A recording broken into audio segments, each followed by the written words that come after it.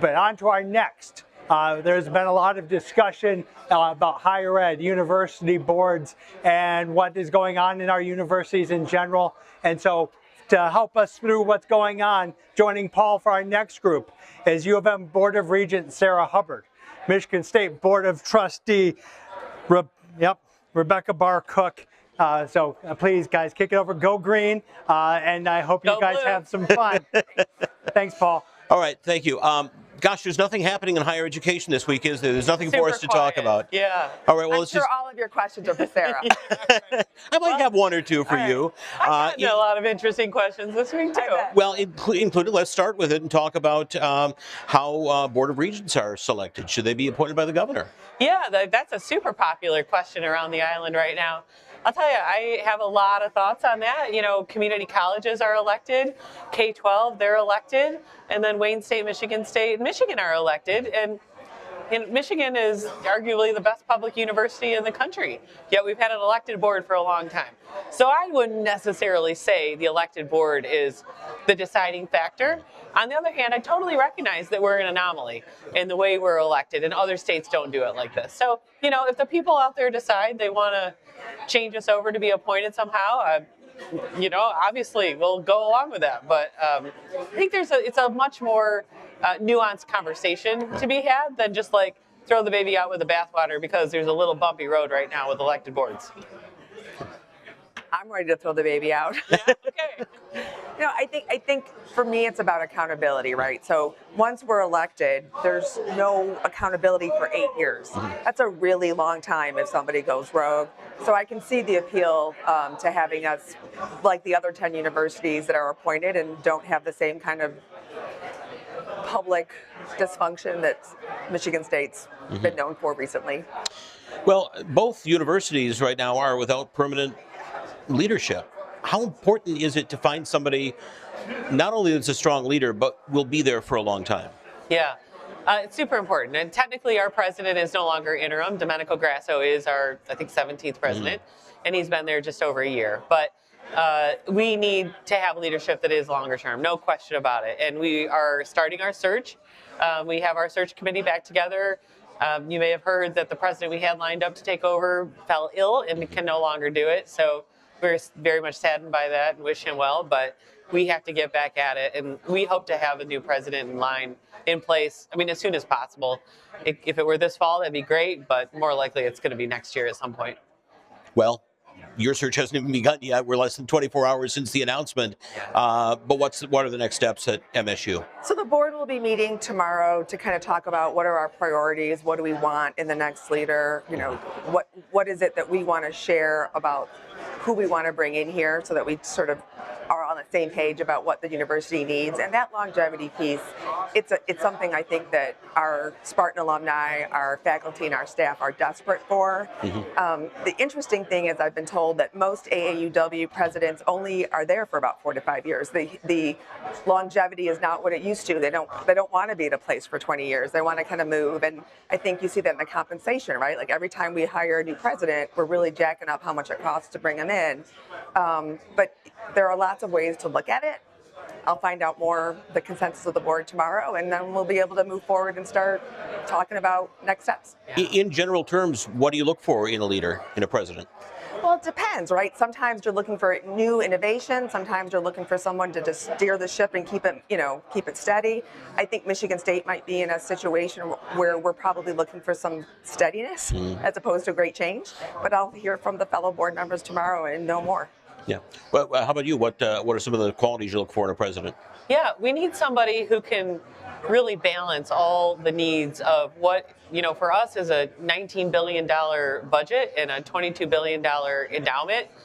That is the size of some of the largest corporations in the world. You know, we need somebody who has CEO qualities and that can command a room, can sit down and really take over while at the same time understanding the political nature of the board. I mean, the board is elected and it is what it is. And I think a strong leader can work through differences with their boards. And we see it all over the country and the world happen that way. And that's what I'm looking for, is somebody that can really balance all those aspects. Well, and somebody, right, who can fundraise, who's good Yeah. with alumni, who understands, academia. It's not like there's not a dime a dozen. It takes, Yes. a good search to kind of find the person who can fit all of those different roles. Yeah, it's a big tough job. It's a really tough job. I wouldn't want it. It's the pool is shrinking.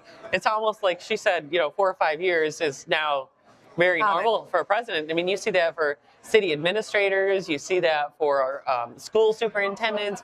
You see that in a lot of these positions now that have a high level of public scrutiny on them. 4 or 5 years might be all someone can really take. I mean, I have pretty thick skin.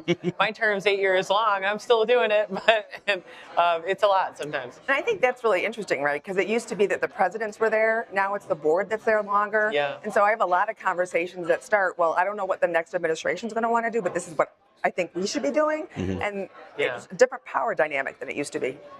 You talked about the millions and millions and millions of dollars involved at the university level.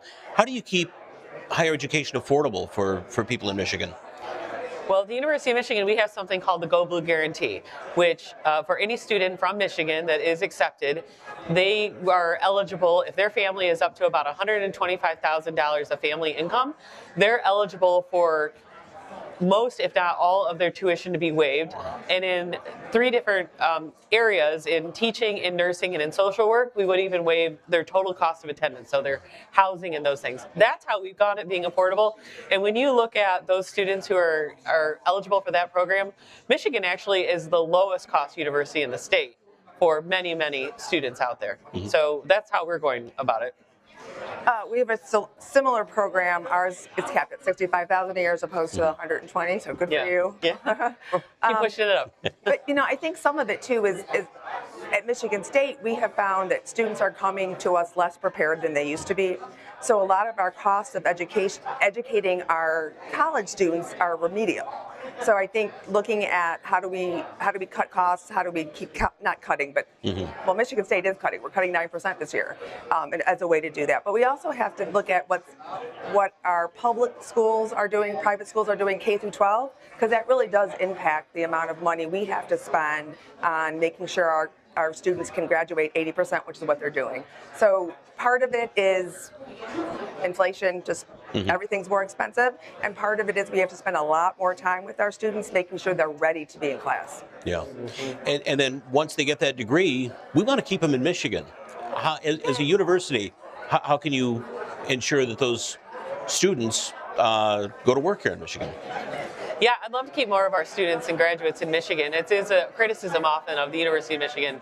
We take in a lot of students from out of state, and a lot of them do go work in industries that aren't as evident in Michigan. But we are always trying to create corporate partnerships with businesses and other folks that will hire our students across the state, and they have to know there's opportunity here. And people have heard across this conference about some of the issues we have with the state as far as cost of living or educational attainment and all those things. And we have to make the whole state better to be sure that we're keeping the most talented workers here too. Yeah. Well, we have about 560,000 living alumni, 300,000 who are here in the state of Michigan. So I think the state's doing that pretty well. And what I'm really excited about is sort of the recommendations the Green and White Council has given back to MSU in terms of what they want to see our students graduate with so that they're more hireable. So some of it is AI readiness, some of it is awareness of career opportunities, having a more robust internship program, because kids who have internships usually get hired by those companies. So if we're keeping them in Michigan for that, we'll keep them in Michigan. And I hear from parents and grandparents all the time, they want these kids to stay here. So we've got to really teach those kids what opportunities are available so they do stay here. And that involves partnerships, doesn't it? Yeah, absolutely. Partnerships, like she said, with internships are really important, and we've talked to a lot of people about that kind of thing too. But one thing too, we're trying to do more in economic development with partnerships at the University of Michigan. Be that engine of economic innovation and growth, and find those ways to create the ecosystem there for more innovation. We have a lot of proposals around that. I won't go into great detail about now, but it's something we're always thinking about. We've talked about some of the challenges facing higher education. Let's talk about some of the good things that are happening right now. Our students and our faculty and our staff are amazing, right? So people often ask me, like, what's it like to be a trustee? And I'm like, if you're just going to board meetings, it's miserable. But if you're on campus, actually talking to the students about the education they're getting, talking to the faculty about what they're doing, all the research that's going on. I mean, our research universities are doing everything from cancer research to affordable energy options. I mean, there's really exciting things going on in the state of Michigan at all the R1 universities. And I think we need to do a better job of sharing that with people, talking about some of the discoveries, talking about the economic development, talking about what our alumni are bringing back to the state in terms of, you know, how much money they spend and how much it brings back. There's a lot of really, really good things going on. Michigan State has an 80% graduation rate. That is incredible for over 6 years. I think we have to be talking more about the successes. I mean, we have to acknowledge where we need to grow, but we also have to boast about what we're doing right. Yeah. How about at U of M? Well, we see students voting with their feet. So over the last 3 or 4 years, we've seen over 115,000 applications for undergraduate admissions. And that means our selectivity rate, because how many we accept out of that, has gotten very low. We're still one of the most popular universities in the country, and so families and students out there are really seeing value in Michigan and seeing value in all the things like Rebecca just talked about, in innovation and curing cancer and all the amazing research we do and our reputation. And then I would be remiss if I didn't talk about our national championship basketball team. So that's been a really fun thing for me to follow and been really great. You can skip that. So, but that kind of success on the court does translate to interest for students and others as we well. talk about it being the front door to the front porch to the university, right? That's the first thing a lot of kids see is the sports program, and that gets them excited about coming to the university. Yeah, absolutely. Besides sports, what do you need to keep the momentum moving forward? Well, Michigan State needs a really good president. I think that's really important. And beyond that, again, I think it's having conversations with the legislature, right, who's responsible for a big chunk of our funding in terms of what are we doing? How are we keeping people in Michigan? What are we offering our students? Because that partnership with the state, being public universities, is very, very important.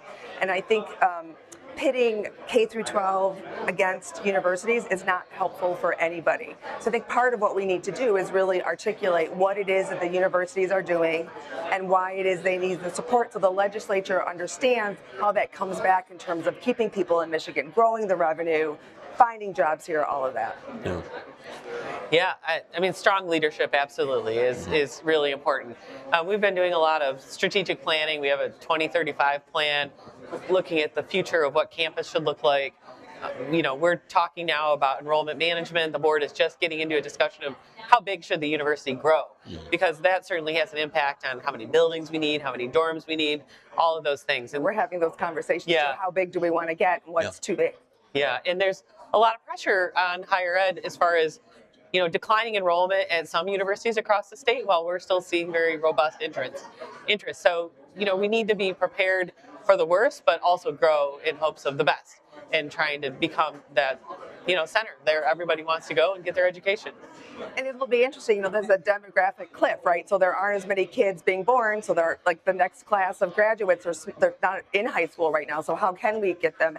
And what does you and Michigan State are two premier schools in the community. So what happens to the Westerns and the Centrals? And if once that population cliff hits, we're gonna have to. And they're beginning to experience some of that now, aren't they? Beginning to experience some of that. Yeah, they have been for a few years. You're both obviously very passionate about higher ed. Otherwise, you wouldn't sit through those board meetings. What brought you to the U of M board? What makes you passionate about higher education? Well, I really want to, make a difference in higher ed. And I know it sounds like a old saying, but I went to Michigan. I have a bachelor's and an MBA from Michigan. I was very active as an alum right out of college. And it's something I always wanted to do, to provide leadership to the university. And every day I wake up thinking, what can I do to help and how can I make it better? Yeah. Rebecca? My answer is not that much different. I mean, I went to Michigan State and it set me for the rest of my life, right? All of the people I really needed to meet to launch my career happened at MSU. I'm passionate about the place. I love the place. And I ran because I thought it was really important that MSU get a trustee who understands what it means to be a board member. I'm almost a serial board member. I'm on a lot of boards, and I understand the role. And so I wanted to be there to help support the university and fulfill that role correctly. All right. Good luck with the work ahead. Thanks so much. All right. Thank you. All right. All right.